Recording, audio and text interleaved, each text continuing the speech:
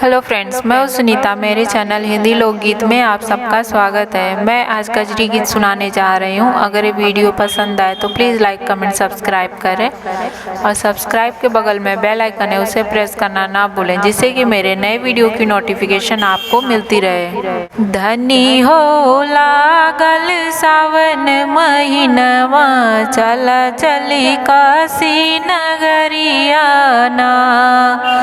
धनी हो लागल सावन महीनवा, चला चली काशी नगरिया ना। चला चली काशी नगरिया ना, चला चली काशी नगरिया ना।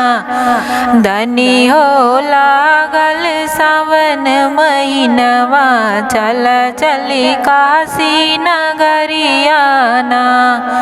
धनी हो लागल सावन महीनवा, चला चली काशी नगरिया ना।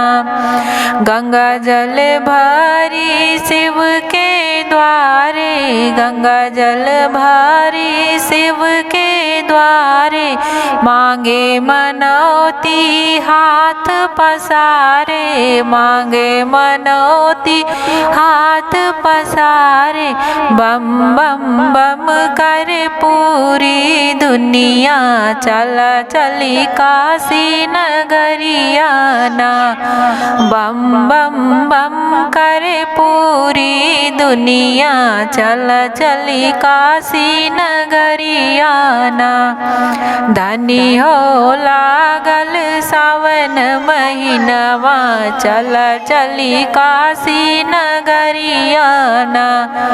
धनी हो लागल सावन महीनवा, चला चली काशी नगरिया ना। चला चली काशी नगरिया ना, चला चली काशी नगरिया ना। धनी हो लागल सावन महीनवा, चला चली काशी नगरिया ना।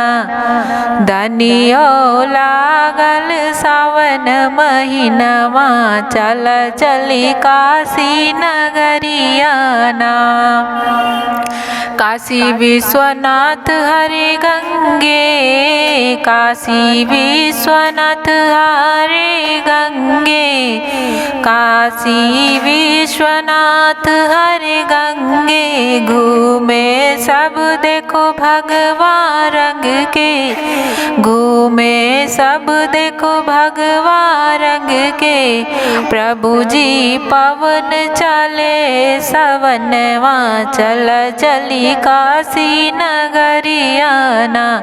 प्रभु जी पवन चले सवनवा, चला चली काशी नगरिया ना। धनी हो लागल सावन महीनवा, चला चली काशी नगरिया ना। चला चली काशी नगरिया ना, चला चली काशी नगरिया ना। धनी हो लागल सावन महीनवा, चला चली काशी नगरिया ना। धनी हो लागल सावन महीनवा, चला चली काशी नगरिया ना।